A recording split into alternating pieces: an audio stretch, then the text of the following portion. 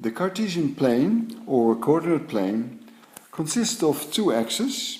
The horizontal axis is called the x-axis, and the y-axis is perpendicular to it in a vertical direction. We then put numbers along each axis so that it coincides with the grid itself. So we have whole numbers on the x-axis and whole numbers on the y-axis, which are both positive. And as we extend it to the other sides of the axis, those are the negative numbers. As you see, the negative numbers on the x-axis and the negative numbers on the y-axis.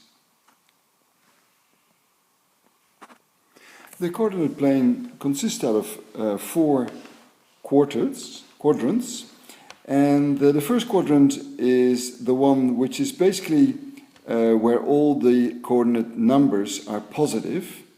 So that is the first one on the right hand side of the x and y axis. That's called the first quadrant. And then we go counterclockwise. The second quadrant is on the left of this. And here the values for the x coordinate are negative, but the values for the y coordinate are positive.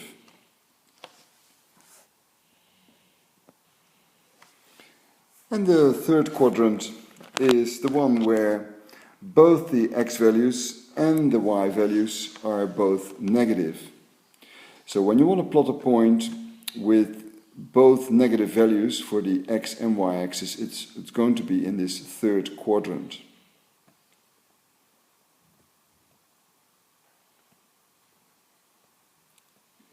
And the fourth quadrant, which is the last quadrant, the values on the x-axis are positive, but the values on the y-axis are negative.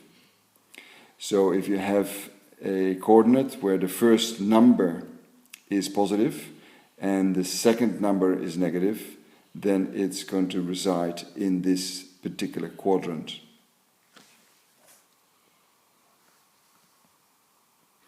Now, to plot points in this coordinate plane, we have values for x and values for y. So this particular point that we've plotted now, the x value is 2. As you look on the horizontal axis and then go up, it's 2. And if you go from that point, which we call xy, to the left and it hits the y-axis, you see there is a value 1 there. So the coordinates for this particular point are 2 for the x-axis and 1 for the y-axis. Let's plot some more points.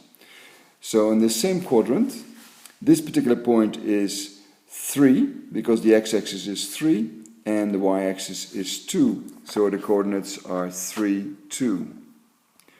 And in the second quadrant, where we have the x-axis being negative, negative 3, and the y value is 1, so negative value for x and positive value for y lands that point in the second quadrant. Both values negative, it ends up in the third quadrant, and with a positive value for x and a negative value for y, it ends up in the fourth quadrant. So you can see that the points can be plotted very easily, given that you have the scales on both of the axes.